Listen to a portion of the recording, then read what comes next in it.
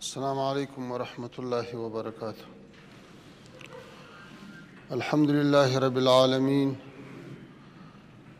والصلاة والسلام على رسوله محمد وعلى آله وأصحابه أجمعين. أما بعد، فأعوذ بالله من الشيطان الرجيم. بسم الله الرحمن الرحيم.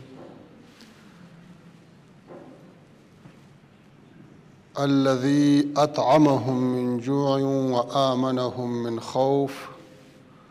صدق الله العلي العظيم.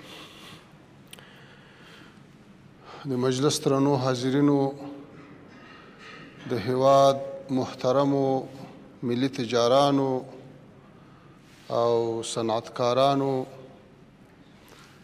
او د اسلامي امارت درنو مسؤلینو، دا د ویاړ ځای ده چې دا دومره لویه مجموعه او د هیواد هغه طبقه چې د هیوادوالو امیدونه پورې تړلي دي، هغه د دې هیواد د ترقۍ، آبادۍ، تجارت، صنعت او پرمختګ دپاره خپلې طرحې او نظریات سره شریکوي.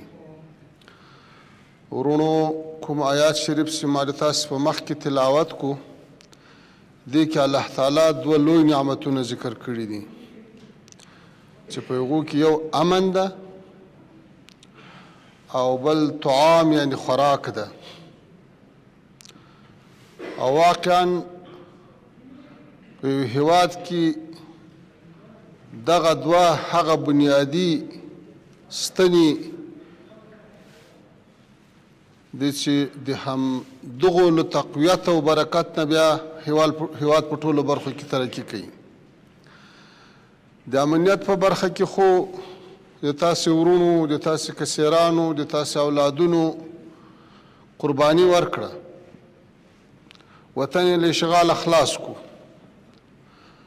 او نن یې هم په یخ کې هم په ګرمۍ کې توپک په غاړه کې اچولی، په هر چوک، په هره کوڅه، په هر سړک او په هر سرحد او په هره پوسته او په هر بیس کې شپه ورځ ولاړ دي چې د دې هیواد امنیت خوندي شي. او الحمدلله په دې کې کامیابه شوي دي، امنیت یې راوستی. نو لکه څنګه چې د امنیت په برخه کې نظامی مجاهدینو، امنیتي مجاهدینو د هیواد ته خوشحالي راوړه، ازادي یې راوړه، همداسې د اقتصاد په برخه کې، د طعام په برخه کې بیا تاسې مسؤلیت لرئ ورونو چې خپل هیوادوال خوشحاله، سوکاله او له احتیاجه خلاص کړي. دا چې موږ وایو چې د موږ هیوادوال څومره اړ دي، دلته څومره ضرورتونه دي، څومره مجبوریتونه دي، د دې تفصیل ته ځکه نه ځو، خو تاسې د دې هیواد خلک یاست، په کلو په ښارو کې ګرځئ، هر څه په سترګو وینئ. نو باید همداسې په اخلاص او پیداکارۍ سره همداسې قربانۍ ته حاضر سو، لکه مجاهدینو چې د امنیت راوستلو په برخه کې قرباني ورکړه، تاسې به ورونو د اقتصاد په بهبود کې قرباني ورکوئ. خپله ګټه وکئ، ښه ګټه وکئ، خو په هر قدم کې د دې ملت سوکالي په نظر کې ونیسئ چې هم ثواب شي هم خورما. تر کومه حده پورې چې په حکومت پورې اړه لري، د بهرنیو چارو په وزارت پورې خاصتا اړه لري، تاسو تجاران ټول شاهدان یاسته چې له ګاونډیانو سره او د سیمې له هیوادونو سره د ویزې په ورکړه کې تجارانو ته موږ څومره خواري وکړې، او الحمدلله په ډېرو برخو کې کامیاب هم سو. د تاسې مشران شاهدان دي. د اسلامي امارت پر راتګ سره د افغانستان په ټولو بندرونو کې زمینه مساعده ده. تر اوسه پورې یو بندر داسې نشته چې هغه دې تړلی وي او تجارت یې ورباندې بند شوی. دا چېرته 2 ورځې او 3 ورځې او 5 ورځې وقفه راتلل، دا خو د بشریت ستونزې دي، همیشه پیدا کیږي او حل کیږي. دا لکه یو روغ انسان وي، یو ورځ یې تبه سي، یو ورځ زکام وي، یو ورځ ناجوړ وي. خو لله الحمد که شیرخان بندر ده، که حیرتان، که عقینه ده، که اسلام کلا، که تورغونډۍ ده، که د فرا بندر ده، که د نیمروز، که بولدک ده، که تورخم، دا ټول د تاسې دپاره شپه ورځ هم په امن دي او هم خلاص دي او هم له ګاونډي هیوادو سره په دې باندې وخت په وخت تفاهم موجود ده او ورځ په ورځ باندې حالات نور هم ښه کېږي الحمدلله. همداسې د هوایي دهلیز په برخه کې، د زمیني تجارت او د ټرک او د اورګاډي په برخه کې، په ټولو برخو کې خپل کوشش کړی ده. الله تعالی موږ تاسو په خپل وس مکلف کړي یو، خپل وس مو کړی ده او نتیجه یې ورکړې ده. په افغانستان کې الحمدلله د هیڅ شي قحطي نه راغلی، هر څه پریمانه دي. البته عمومي اقتصاد بېله خبره ده، وچکالي او د هغې اثرات بېله خبره ده، ولې د تجارت په برخه کې الحمدلله د افغانستان په مارکیټو کې نه د غذایي موادو کمښت راغلی ده او نه د سوندې موادو کمښت راغلی ده. دا د تاسې هغه ښه خدمت او د دې چارو ښه مدیریت باندې دلالت کوي. سره له دې چې په ځینو برخو کې ستونزې هم ستا یا راته پیدا کېږي، خو د هغه باوجود چې کوم کار سوی ده دا موږ تاسو ته امید راکوي. دا د امید وړ کار ده. د جرایمو معافیت دا د څه شي دپاره ده؟ دا د دې دپاره ده چې له تجار سره مرسته وسي، د تجار له اوږو نه هغه دروند پیټی پورته سي، د ده هغه د ماضي تشویش ختم سي او د مستقبل دپاره کار وکړي. نن الحمدلله د مالیې وزارت محترم وزیر بدري صاحب په هڅو او د اسلامي امارت د مشرتابو په شفقت دغه د چې جرایم ټول معاف سو. دا یو لوی پیټی د موږ د تجارانو د صنعتکارانو له اوږو نه لرې سو. اوس باید مستقبل ته کار وسي او آینده کې داسې قدمونه وانخیستل سي یا په چارو کې داسې سستی او کمزوري رانسي چې بیا دوباره جرایم جریمې وضع سي او یا بیا دا ډول مشکلات رامنځته سي. له دې نه علاوه ورونو تجاران هم باید د خپل اثر و رسوخ نه کار واخلي. د سیمې له هیوادونو سره، له ګاونډیو هیوادونو سره هغوی هم وهڅوي راشه درشه ته، راکړه ورکړې ته، او حکومت به هم دا کوشش کوي. افغانستان د خپل بهترین جغرافیایي موقعیت په درلودلو سره ډېر امکانات لري چې د سیمې په سطح باندې داسې سهولتونه ایجاد کړي او سیمه داسې سره وصل کړي چې هم افغانستان ته ګټه ورسیږي او هم دوی ته ګټه ورسیږي.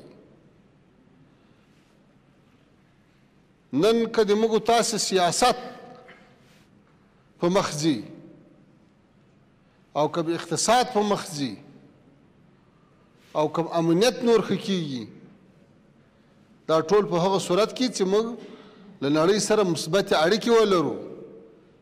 نن د افغانستان په امنیتي پیښو کې تاسو له استخباراتو نه پوښتنه وکړئ چې آیا دا د افغانانو له لاسه دي که د بهرنیانو له لاسه؟ په دې پیښو کې چې کوم کسان نیول کېږي دا له کومه ځایه راځي؟ لہذا موږ په ګاونډیو هیوادونو باندې هم دا غږ کوو چې د افغانستان ثبات، د افغانستان ارامي، د افغانستان ترقي دا د ټولې سیمې په ګټه ده. دا د ټولو دپاره یو ښه زیری لري. ځکه لکه علامه اقبال چې وایي چې آسیا یک پیکر آب و گل است، ملت افغان در آن پیکر دل است. از کشاد او کشاد آسیا، از فساد او فساد آسیا. افغانستان د آسیا زړه ده. که دلته فساد و بیا به په آسیا کې ګډوډي او فساد وي، او که دلته سوکالي وه بیا به په ټوله سیمه او په ټوله آسیا کې سوکالي وي. موږ په نړیوالو هم دا غږ کوو چې اوسنی افغانستان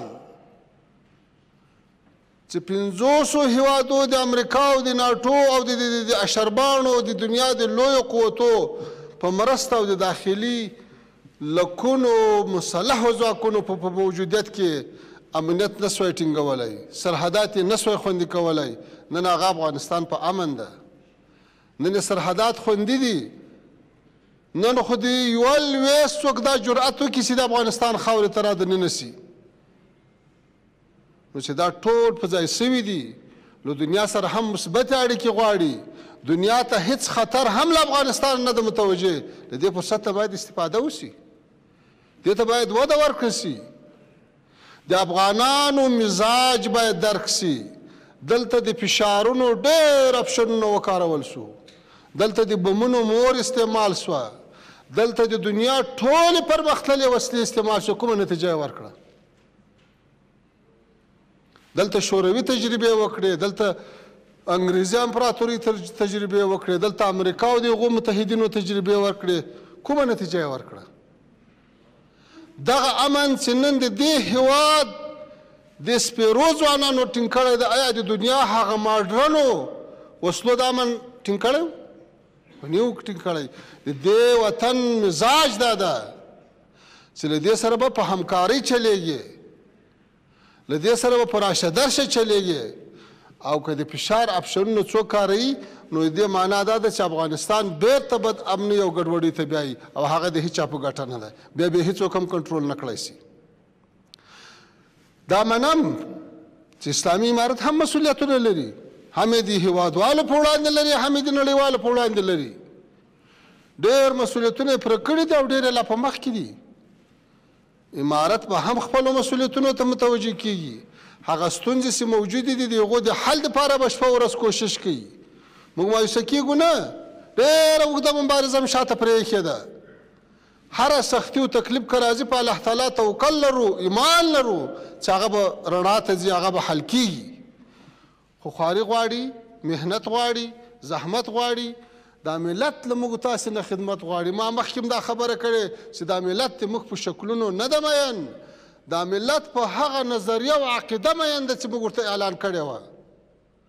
دا ملت نن خدمت غواړي، دا ملت نن له تا نه امنیت هم غواړي، تجارت هم غواړي، کار هم غواړي، تعلیم هم غواړي، هر څه درنه غواړي. اوس که ته حکمران یې، که موږ تاسو دلته حکمراني کوو، نو بیا به د دې ملت خدمت ته راوړاندې کیږو، او خدمت ته به کلکه ملا تړو، او دا به ثابتوو چې هغه مجاهد چې 20 کاله په سنګر کې تیر کړي وو او د دې وطن دفاع یې کوله، نن د دې وطن په آبادۍ کې، په ترقۍ کې، په امنیت کې، په ټولو برخو کې هم هماغسې کامیابه ده. او دا به انشاءالله بیا ټولو مسلمانانو ته یو ښه پیغام هم ولري. په نږدې هیوادونو کې د موږ تاسې ګاونډی هیواد پاکستان، هغوی ته موږ دا خبره کوو چې د موږ او د تاسې د سرحدي ځواکونو ترمنځ لانجه نه د تاسې په ګټه ده، نه د موږ په ګټه ده. په کرښه باندې مشکلات ایجادول نه د تاسې په ګټه دي، نه د موږ په ګټه دي. زه چې تا ته د ورور مسلمان سیال په سترګه ګورم، ته هم په هغه سترګه راته وګوره. تجارت د اصولو په رڼا کې را سره وکړه، راشه درشه د اصولو په رڼا کې را سره وکړه. تا ته چې مې لار در کړې ده، د ترانزیټ ټوله مرکزي اسیا مې درته خلاصه کړې ده. زه هم حق لرم چې د تا له لارې نه، له ترانزیټي لارې نه استفاده وکړم. او بار بار هم دا پیغام ورکړی چې راسئ د مفاهمې له لارې، د مذاکراتو له لارې، د ډیپلوماتیکو چینلونو له لارې ټول مشکلات سره حل کړو. الحمدلله موږ له ګاونډیو سره هیڅ مشکل نه لرو، له ټولو سره که وړه پېښه راغلې که غټه، هغه هم ورسره حل کړې ده، بیا یې ورسره حل کوو. دا مسؤلیت ده، دا راله غاړې ده. موږ بدون نه یو، موږ غافله نه یو، موږ حساسیتونه درک کوو. الحمدلله د موږ مشران، د کابینې غړي، هغه په تیرو 40 کلو کې په دې انقلابونو کې جوشېدلي، پاخه سوي، هغو دردونه لیدلي، هغو زندانونه لیدلي، هغو د کورنۍ شهادتونه لیدلي دي. هغه اوس ټول د ځان په کیسه کې نه دي. هغه د دې ملت د آبادۍ دپاره کار کوي، دلته د مستحکم اسلامي نظام د تقویت دپاره کار کوي. او په دې برخه کې به ورونو نور ملګري به خبره کوي، دا وطن به هغه وخت جوړیږي چې د وطن ټول اقشار یو بل ته لاسونه سره ورکړي. هغه که تجار وي، هغه که صنعتکار وي، هغه که دهقان وي، هغه که تعلیم یافته وي، هغه که ملا وي که مجاهد وي، که عالم وي که غیر عالم وي، چې ټول یو بل ته لاسونه ورکړو، هم به دا ملت په کور دننه جوړ سي او هم به له دنیا سره ښه راشه درشه او ښه راکړه ورکړه ولري. د تاسې له توجه نه ډېره مننه. الله تعالی دې تاسې دا مجالس کامیابه وګرځوي. امید لرو چې انشاءالله راتلونکی زمی به هم د تاسې تجارانو له برکته په خیر او په عافیت سره تیر سي او نرخونه به کنټرول وي. او په دې برخه کې زه بیا هم د مالیې وزارت محترم وزیر صاحب، معین صاحبانو او د تجارانو د تجارت وزیر صاحب د ټولو ملګرو چې په دې برخه کې هڅې کړي دي او کوي، او امید لرو چې په راتلونکي کې ځینې پلانونه شته په هغو باندې موږ غږېدلي یو چې په مختلفو برخو کې هم تجارت وغوړېږي، هم صادرات زیات سي او هم ځینې سهولتونه رامنځته سي چې هر څه مشکلات په مخ کې هغه حل سي. واخر دعوانا ان الحمد لله رب العالمین.